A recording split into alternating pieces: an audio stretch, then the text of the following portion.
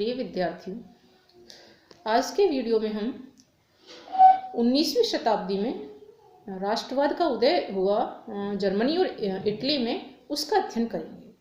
इस राष्ट्रवाद के उदय के फलस्वरूप ही इटली और जर्मनी का एकीकरण हुआ था। आज के वीडियो में हम जर्मनी में एकीकरण जो हुआ, जर्मन एकीकरण, उसका अध्ययन करेंगे। राष्ट्रवाद वो मनस्थिति है जिसके अंतर्गत व्यक्ति राष्ट्र के लिए अपना सब कुछ न्यौछावर करने के लिए तैयार हो जाता है।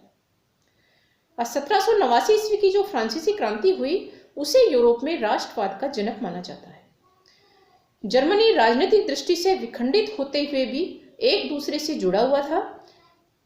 विखंडित इसलिए था क्योंकि इसके कुछ भाग पर ऑस्ट्रिया का अधिकार था, कुछ भाग पर डेनमार्क का अधिकार था, कुछ भाग पर फ्रांस का अधिकार था। लेकिन ये एक इसलिए था जुड़ा हुआ आपस में क्योंकि इस पर जो है पवित्र रोमन साम्राज्य के प्रति इसमें आदर की भावना थी। इसलिए इसमें ये जो तत्व था वो एकीकरण में सहायक सिद्ध हुआ। नेपोलियन ने जर्मनी के 39 राज्यों का एक संघ बनाया था, जिससे जर्मनी में राष्ट्रीय एकता की भावना का सूत्रपात हुआ। जर्मनी में के एकीकरण में कई तत्व बाधक भी थे और कई तत्व साधक यानी सहायक थे।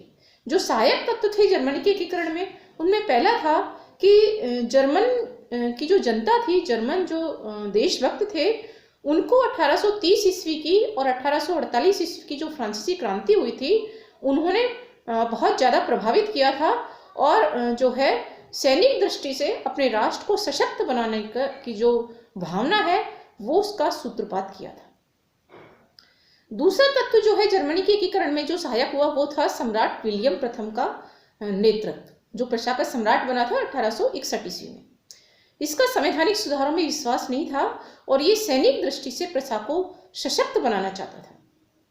जब प्रशा की प्रतिनिधि सभा ने उसे सैनिक व्यय की अनुमति नहीं दी तो इसका प्रतिनिधि सभा से गतिरोध पैदा हो गया था, विरोध हुआ इसका।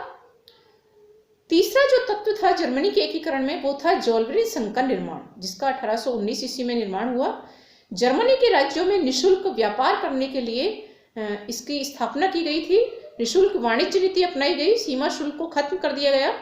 जर्मन राज्यों में निर्बाध व्यापार होने लगा, जिससे उनमें राष्ट्रीयता की भावना का सूत्रपात हुआ। और जो चौथा सबसे बड़ा तत्व था जर्मनी के एकीकरण में सहायक तत्व, वो था बिस्मार्क का नेतृत्व। बिस्मार्क एक बहुत बड़ा कूटनीतिज्ञ था। सैनिक व्यय के प्रश्न पर जो है प्रशा के सम्राट विलियम प्रथम का प्रतिनिधि सभा से जो गतिरोध हुआ, विरोध पैदा हुआ, उससे बिस्मार्क का आविर्भाव हुआ। इन परिस्थितियों से बिस्मार्क का प्रशा की राजनीति में पदार्पण हुआ। उसमें जो है बिस्मार्क में परिस्थितियों को समझने की अद्भुत क्षमता थी।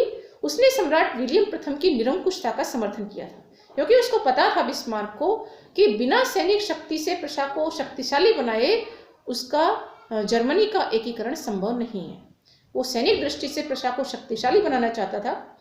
1862 ईस्वी में बिस्मार्क को सम्राट विलियम प्रथम ने अपना चांसलर नियुक्त किया प्रशा का। बिस्मार्क प्रशा के नेतृत्व में जर्मनी का एकीकरण चाहता था। बिस्मार्क कहा करता था कि जर्मनी की समस्याओं का समाधान बौद्धिक भाषणों व आदर्शवाद से नहीं, वरन प्रशा के नेतृत्व तथा रक्त और लोह की नीति से ही संभव होगा। बिस्मार्क का सपना प्रशा को सैनिक दृष्टि से शक्ति संपन्न बनाकर उसके बैनर तले जर्मन संघ से ऑस्ट्रिया को बाहर निकालना और फिर जर्मनी का एकीकरण करना था। बिस्मार्क ने इसी रक्त व लोह की नीति का अनुसरण करते हुए 3 लड़ाइयां लड़ी। पहली लड़ाई उसने डेनमार्क के विरुद्ध लड़ी थी 1864 ईस्वी में, दूसरी उसने 1866 में ऑस्ट्रिया के विरुद्ध लड़ी थी और तीसरी लड़ाई उसने जर्मनी के एकीकरण में 1870 में फ्रांस के विरुद्ध लड़ी थी, जो 3 चरणों के नाम से 3 चरणों में संपन्न हुई। पहला जो चरण था वो था डेनमार्क से युद्ध 1864 ईस्वी, जर्मनी के एकीकरण का पहला चरण। डेनमार्क का स्लेस्विग व हॉलस्टाइन की जो 2 डची थी, जर्मन डची, उन पर इसका अधिकार था। बिस्मार्क ने इस समस्या को सुलझाने के लिए जर्मनी की जो दो डचियां थी, इनकी समस्या को सुलझाने के लिए ऑस्ट्रिया को अपनी तरफ मिलाया। उसने 1864 में ऑस्ट्रिया के साथ समझौता करके इन डचियों की समस्या को सुलझाने का प्रयास किया। 1864 में ऑस्ट्रिया व प्रशा की संयुक्त सेनाओं ने डेनमार्क पर आक्रमण कर दिया। इसमें डेनमार्क की पराजय हुई और डेनमार्क से अक्टूबर 1864 में वियना की संधि की गई। इस संधि के अनुसार प्रशा व ऑस्ट्रिया का स्लेस्विग व हाल्स्टाइन व लायनबुर्ग पर अधिकार हो गया। यानी प्रशा और ऑस्ट्रिया का इन तीनों पर, स्लेस्विग, हाल्स्टाइन और लायनबुर्ग, इन पर अधिकार हो गया और डेनमार्क जो है वो जर्मनी से बाहर हो गया। अब ऑस्ट्रिया इन डचियों को ऑगस्टनबुर्ग के ड्यूक फ्रेडरिक के अधिकार में छोड़ना चाहता था, लेकिन बिस्मार्क इन पर स्वामिधिकार करना चाहता था। अतः इन बातों से उसका ऑस्ट्रिया से विरोध हो गया। 1865 ईस्वी में सम्राट विलियम प्रथम और फ्रांसिस जोसेफ, जो ऑस्ट्रिया का सम्राट था, उनके बीच में एक समझौता हुआ जिसे गैस्टाइन समझौता कहा जाता है। सम्राट विलियम प्रथम जो प्रशा का सम्राट था और फ्रांसिस जोसेफ जो ऑस्ट्रिया का सम्राट था। इस गैस्टाइन समझौते के अनुसार स्लेस्विग व लायनबुर्ग प्रशा को दिया गया तथा हाल्स्टाइन ऑस्ट्रिया को दिया गया। हाल्स्टाइन में जर्मन जनता का बाहुल्य था, जिसका फायदा उन्हें भड़काकर बिस्मार्क जर्मनी के एकीकरण में उठाना चाहता था। ये बिस्मार्क की कूटनीति थी। इस तरह डेनमार्क दोनों डचियों से बाहर हो गया और प्रशा व ऑस्ट्रिया के बीच में इनका बंटवारा हो गया डचियों का। साथ ही जर्मनी के एकीकरण का जो पहला चरण है वो भी संपन्न हुआ। हम बात करते हैं जर्मनी के एकीकरण के दूसरे चरण के बारे में, जो कि 1866 ईस्वी में ऑस्ट्रिया से युद्ध के साथ में हुआ। दूसरा चरण जर्मनी के एकीकरण का दूसरा चरण गैस्टाइन समझौते के साथ ही शुरू हो गया था। 1865 ईस्वी में बिस्मार्क ने फ्रांस के शासक नेपोलियन तृतीय से बियारिज नामक स्थान पर भेंट की थी और उससे ऑस्ट्रिया व प्रशा से युद्ध की स्थिति में तटस्थता का वचन लिया था। बिस्मार्क ने सार्डिनिया पिडमोंट राज्य से भी मित्रता का हाथ बढ़ाया, क्योंकि इटली के राज्य वेनेशिया पर भी ऑस्ट्रिया ने अधिकार कर रखा था। इस तरह जो है फ्रांस के शासक नेपोलियन तृतीय को और इटली को भी बिस्मार्क ने जर्मनी के एकीकरण के लिए जो है अपनी तरफ मिलाया, ऑस्ट्रिया से युद्ध करने के लिए।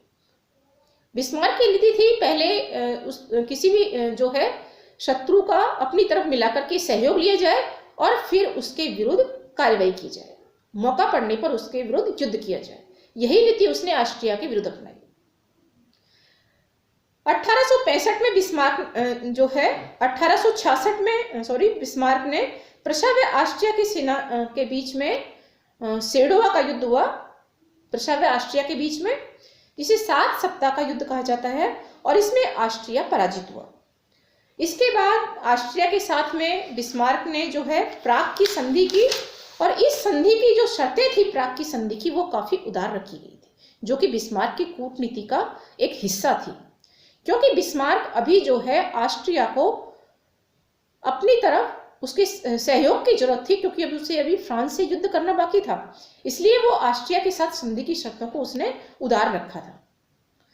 हम बात करते हैं जर्मनी के एकीकरण के तृतीय चरण की, जो कि फ्रांस के साथ युद्ध 1870 ईस्वी, इसके साथ में और इसके बाद में जो संधि हुई थी फ्रैंकफर्ट की संधि, उसके द्वारा ये जर्मनी का एकीकरण संपन्न हुआ। फ्रांस के शासक नेपोलियन तृतीय को सेडोवा युद्ध में तटस्थता के बदले कुछ नहीं मिला था। जब ऑस्ट्रिया के विरुद्ध उसने तटस्थता का वचन दिया था, उसको कुछ मिलने की आशा थी, लेकिन उसे कुछ नहीं मिला। बिस्मार्क ने कूटनीति द्वारा सेडोवा युद्ध में इटली को वेनेशिया दिलाकर उसे फ्रांस से अलग कर दिया।